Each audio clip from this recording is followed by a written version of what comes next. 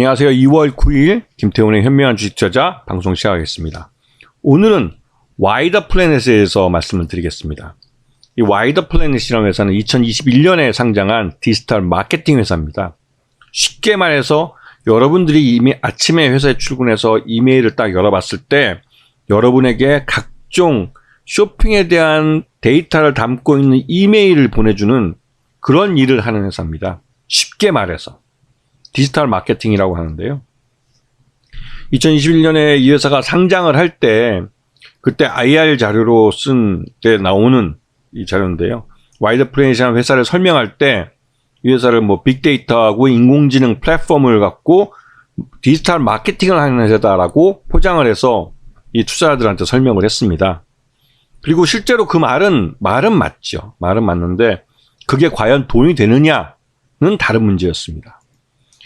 이 회사가 갖고 있는 사업 구조를 보시게 되면 맨 밑에 온 오프라인 소비 행태의 기본 빅데이터를 갖고 이 빅데이터, 즉 여러분들이 쇼핑을 할 때 쿠팡이든 온라인 무슨 쇼핑하는 쇼핑몰을 방문을 하든 아이디를 치고 비밀번호를 치고 들어가서 내 아이디가 어떠한 소비를 하게 되면 그 데이터가 고스란히 그 사이트에 남게 됩니다.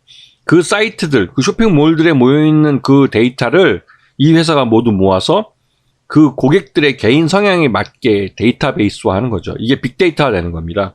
개인 맞춤형 그 소비 이메일을 보내주는 거죠.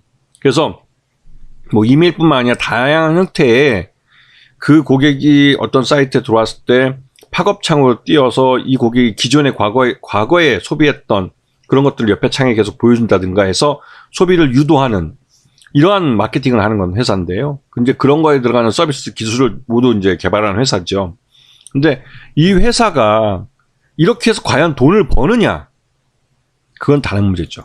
기술은 갖고 있지만 돈은 못 벌었었습니다. 근데 이 회사가 요즘 뜨는 건 이 챗 GPT라는 그 인공지능을 기반한 이 마케팅의 새로운 그 기술이 개발되면서 또 이게 그 구글이나 또 미국의 마이크로소프트 같은 세계적인 빅테크 기업들에 의해서 주도되고 있기 때문에 이쪽에 다른 그 빅테크 기업 업체들도 다 투자를 하고 있죠. 특히 이제 중국 같은 경우는 알리바바가 챗 GPT와 비슷한 기능을 갖고 있는 기술에 투자를 하기 시작했다는, 그러니까 개발을 하고 있다는 소식이 알려졌습니다. 그러면서 이 와이더 플래닛이 중국 알리바바하고 중국 바이두와 거래 관계를 갖고 있다는 게 시장에 알려졌고, 이게 재료가 돼서 이 와이더 플래닛이 인공지능을 기반한 그 디지털 마케팅을 한다는 게 알려지면서 이제 여기에 매수세가 몰린 거죠.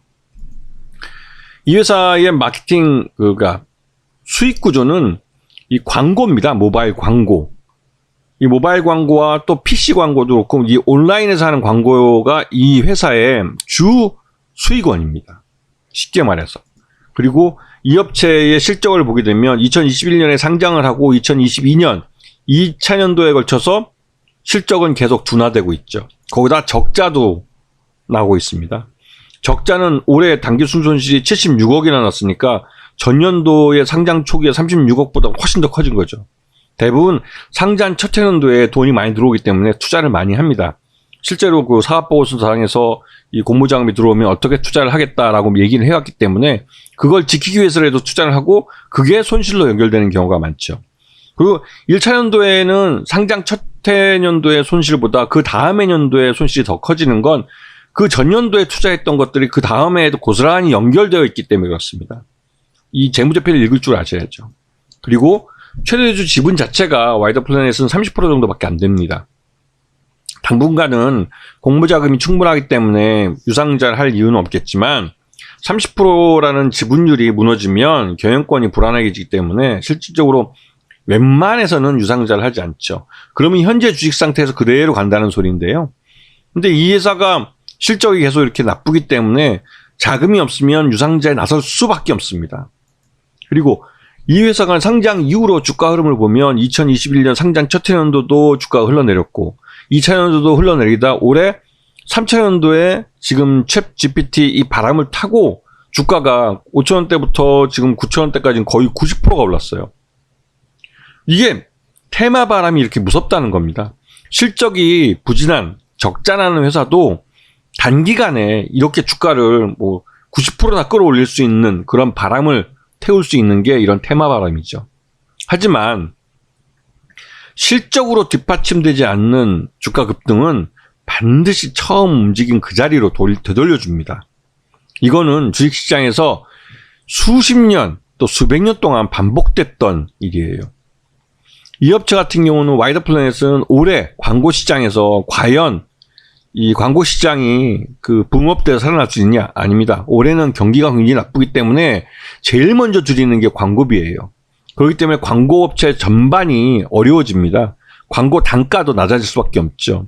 그리고 이러한 광고를 소비자들에게 전달해주는 이런 디지털 마케팅을 하는 이 업체의 실적도 더 나빠질 가능성이 있습니다. 그런데도 주가가 오르는 건 딱 한 가지, 챗 GPT라는 이 인공지능 기반을 한 이런 신기술이 등장하면서 이 바람을 타고 주가가 오른 겁니다. 실적에 의해서 주가가 오른 게 아니죠. 그렇기 때문에 이러한 종목들은 조심할 필요가 있죠. 그리고 이렇게 단기간에 주가가 급등한 것들은 그 전에 주가가 상당히 그 전 고점부터 상당히 하락했을 가능성이 커요. 이것도 지금 상장 초기에 31,000원을 갔던 주가가 지금 4,900원이니까요. 거의 6분의 1 토막 나버렸죠. 그럼 고점 대비해서 엄청나게 주가가 2년이라는 시간에 걸쳐서 하락한 겁니다. 그러면 저가 매수세가 들어올 만한 한데 여기다가 이제 그 재료를 던져준 거죠. 이런 경우가 많습니다. 신규 상장 종목 중에는. 그래서 신규 상장 종목은 2년 후부터 보는 게 적정 주가가 그 회사의 그 자체 기술력으로 자기 시장을 갖고 낼 수 있는 수익은 2년 후부터라는 말이 있습니다. 그전에는 공모 자금의 영향을 많이 받죠. 아까 말씀드렸듯이 투자가 많이 이루어지기 때문에 그렇지만 그 투자한 것들이 2년 후부터 회수가 되는 부분이 있죠. 그래서 이러한 신규 상장 종목은 그 실적을 놓고도 잘 보셔야 되고 그 사업의 내용도 보시면서 잘 분석을 해보시면 좋은 매수 타이밍을 잡으실 수 있습니다. 자, 오늘 방송 여기서 마치겠습니다. 감사합니다.